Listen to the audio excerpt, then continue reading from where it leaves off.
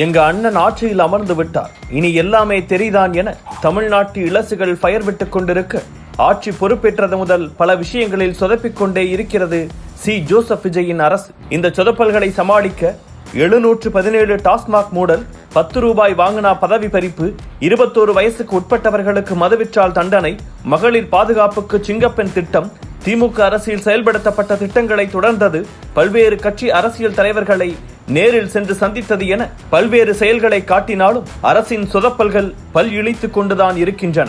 அப்படி எங்கெல்லாம் சொதப்பி இருக்கிறார் விஜய்?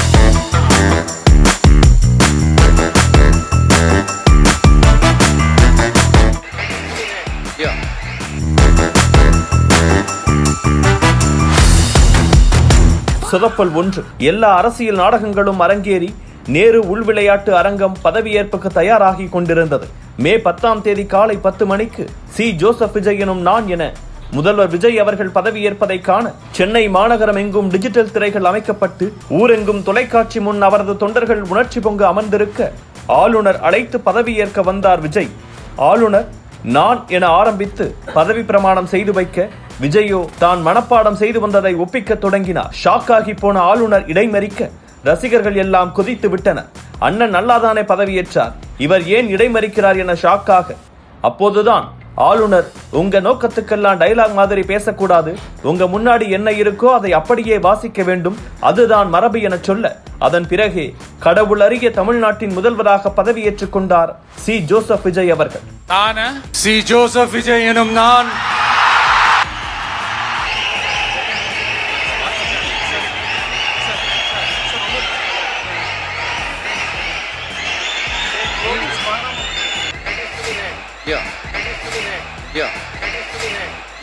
தமிழ்நாட்டின் வரலாற்றில் ஒரே நேரத்தில் 2 முறை பதவியேற்ற முதல்வர் என்ற பெருமையையும் அவர் தன் வசப்படுத்திக் கொண்டார். சொதப்பல் 2. முதல் முறையாக பதவியேற்கிறார், இது தெரிந்திருக்க வாய்ப்பில்லை என வைத்துக் கொண்டாலும் தமிழ்நாட்டில் காலங்காலமாக இருக்கும் நடைமுறையை மாற்றி அடுத்த சொதப்பலை அரங்கேற்றியது விஜய் அவர்களின் அரசு.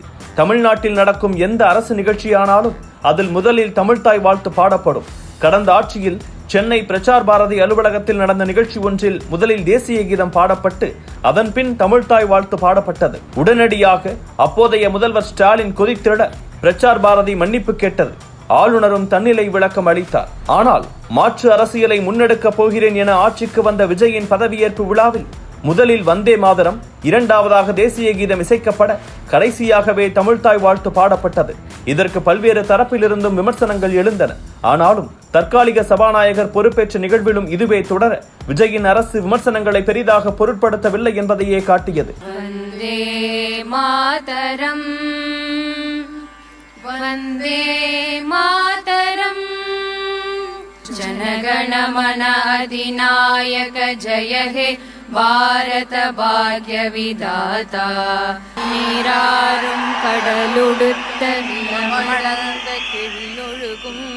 கூட்டணி கட்சிகள் தொடங்கி சமூக வலைதளம் வரை விமர்சனங்கள் வரிசை கட்ட அதன் பிறகே அமைச்சர் ஆதவ் அர்ஜுனா, அமைச்சர் ராஜ்மோகன் உள்ளிட்டோர் விளக்கம் அளித்தனர்.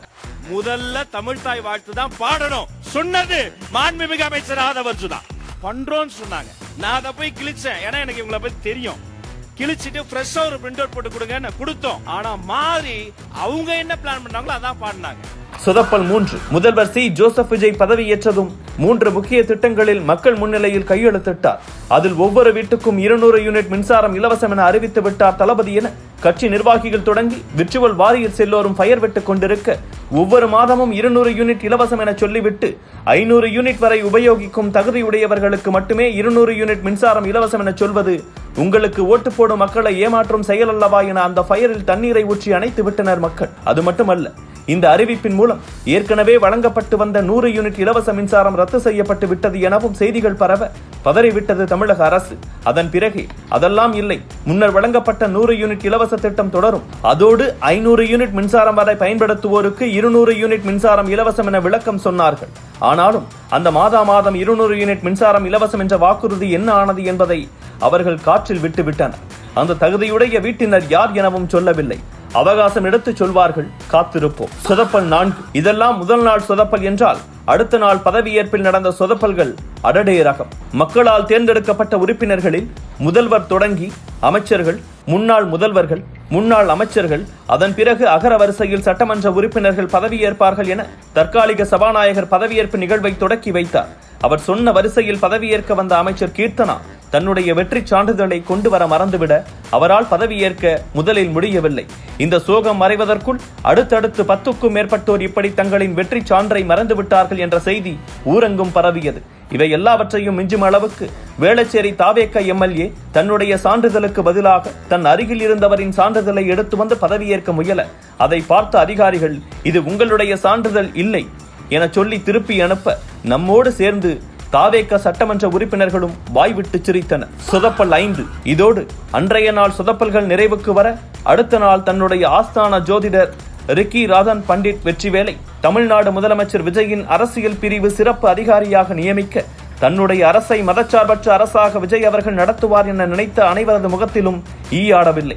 தாவேகாவின் கொள்கை தலைவர் பனையூரிலிருந்து வெளியேற தயாரான நிலையில் அடுத்த நாள் நம்பிக்கை வாக்கெடுப்பிலும் எதிர்க்கட்சிகள் இந்த விவகாரத்தை எழுப்பி கடும் தாக்குதல்களை நிகழ்த்திவிட்டனர். அதன் பிறகு இந்த விவகாரத்தை ரீதிங்க் செய்த விஜய் அவர்கள் ரிக்கி ராதன் பண்டிட் வெற்றிவேல் அவர்களின் நியமனத்தை திரும்ப பெற்றார்.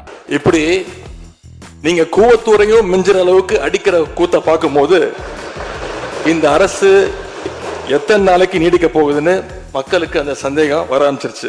சொதப்பல் 6. தூய ஆட்சி தருவேன் என சொல்லிவிட்டு ஆட்சி அதிகாரத்தை கைப்பற்ற குதிரை பேரம் செய்து தமிழ்நாட்டு அரசியலில் கரும்புள்ளியை ஏற்படுத்தி விட்டார் என டிடிவி தினகரன் வைத்த புகாரை தன் பாணியில் சட்டமன்றத்தில் விஜயின் முகத்துக்கு நேராகவே இப்படி குதிரை பேரத்தில் ஈடுபடுவது சரியா என கேட்டார் தேமுதிக பொதுச் செயலாளர் பிரேமலதா விஜயகாந்த். குதிரை பேரம் என்றால் இதைவிட ஒரு தலைகுனிவு இந்த வரலாற்று சிறப்புமிக்க அவையில் எதுவுமே கிடையாது.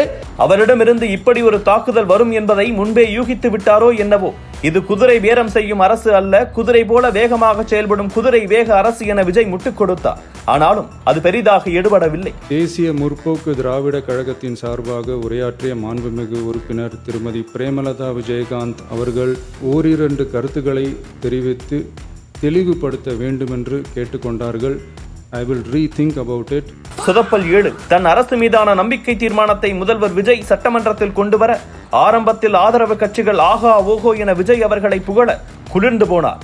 இது நல்லா இருக்கே என கொஞ்சம் நிமிர்ந்து உட்கார்ந்தவரை தேமுதிக பொதுச் செயலாளர் பிரேமலதா தொடங்கி பேராசிரியர் ஜவாஹிருல்லா வரை கடும் தாக்குதல்களை நிகழ்த்த விஜயின் தலையே ஒரு நிமிடம் சுற்றிவிட்டது.